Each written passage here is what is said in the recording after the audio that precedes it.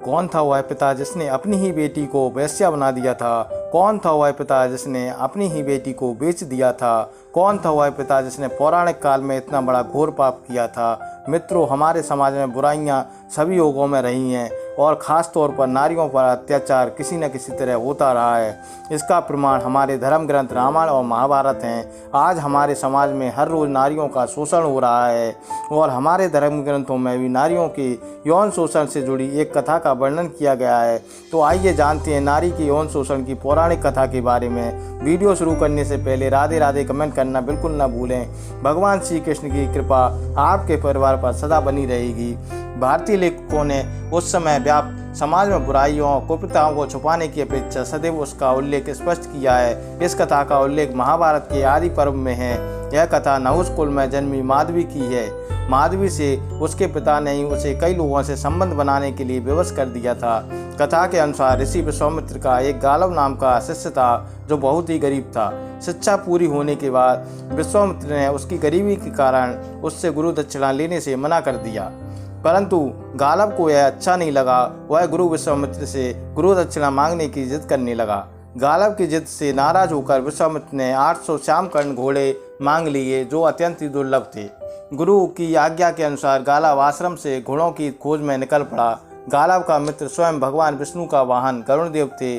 गालव सबसे पहले सहायता हेतु अपने मित्र गरुण के पास गया। गरुण ने गालव से कहा कि हमें प्रतिष्ठान के राजा महाराज ययाति के पास चलना चाहिए। वह उस समय दानशीलता के लिए काफ़ी प्रसिद्ध थे, वही हमारी सहायता कर सकते हैं।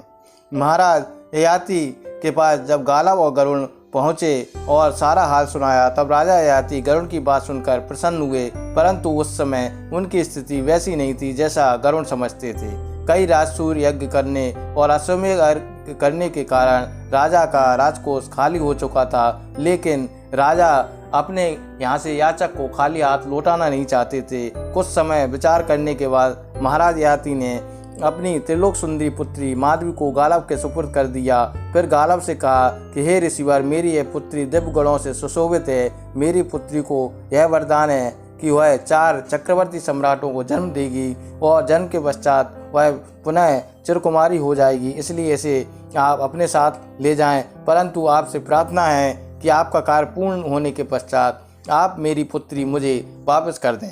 ययाति के इतना कहने से गालव ने सोचा कि ऐसी सुंदरी के बदले कोई भी राजा अपना राज्य दे सकता है, तो फिर 800 श्यामकर्ण घोड़े कौन सी बड़ी बात है। माधवी को साथ में लेकर गरुण और गालव सर्वप्रथम अयोध्या के राजा हर्षवर्धन के पास पहुँचे और उन्हें अपनी सारी बात बताई। तब महाराज हर्षवर्धन ने कहा कि इस समय तो मेरे पास श्यामकर्ण घोड़ों की संख्या 200 ही है। महाराज हर्षवर्धन ने अपनी असमर्थता प्रकट करते हुए गरुण और गालव को यह सलाह दी कि आपको मेरे ही समान माधवी के बदले श्यामकर्ण अश्व अन्य राजाओं से प्राप्त करना होंगे। मैं अपने 200 अश्वकर्ण घोड़ों को देकर माधवी से केवल एक पुत्र की प्राप्ति चाहता हूँ। दूसरा कोई चारा न होने के कारण गालव और गरुण ने अयोध्या के महाराज हर्षवर्धन के बात मान ली। माधवी को अयोध्या में छोड़ दिया।